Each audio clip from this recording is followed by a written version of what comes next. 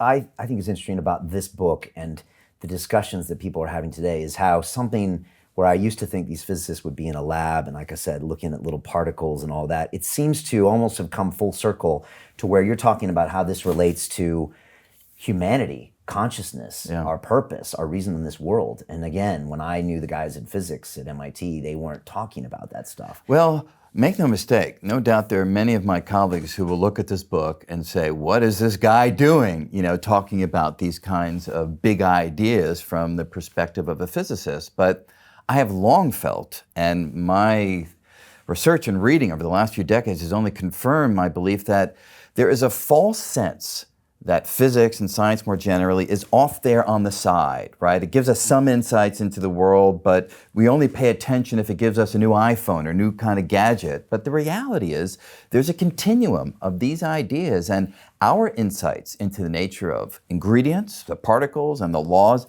does illuminate these big questions of meaning, of existence, of consciousness, of free will. And so I felt that it was appropriate to consider these age-old questions, but from the standpoint of someone who looks at the world through the lens of physics. Yeah, and I want to get into some of this stuff. Are you surprised that you're on Stephen Colbert 7 times to talk about this stuff? Are you surprised that auditoriums fill up to listen to what you have to say? I mean, you know. Well, yes and no. I mean, obviously, it's gratifying that people come to these events and want to see them, but fundamentally, as kids, we are scientists. We are curious about the world. Why does a kid smash things together, break things apart, to figure out what's inside and how it works? And there's a drive to really engage and understand things deeply. And what happens in the educational system is we kind of stamp out that insight, that curiosity, by virtue, I feel, of spending too much time on assessment and testing and quizzes as opposed to the big, wondrous ideas. So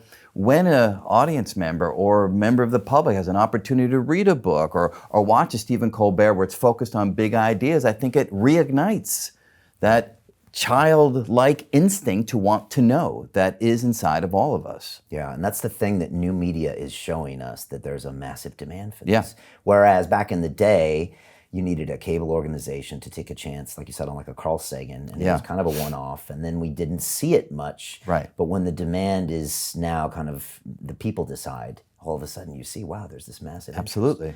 It's weird because I have some young boys, like 3 and 4 years old, and we're trying to decide on where one of them is going to go to school. And actually, yesterday I was at a school where they're talking about how they don't base things on exams.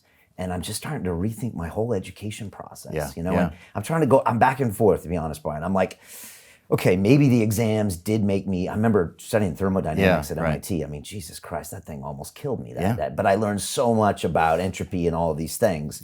And so maybe that exam was good, but then maybe it wasn't good when I was a kid.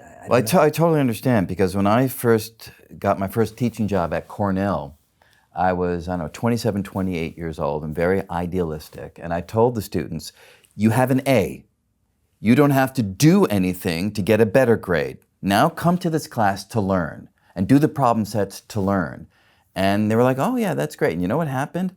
Because the other faculty didn't do that in their courses, mine became the one that was low man on the totem pole. I was the one that they would look at only if they'd done everything else for the other courses where they were being graded.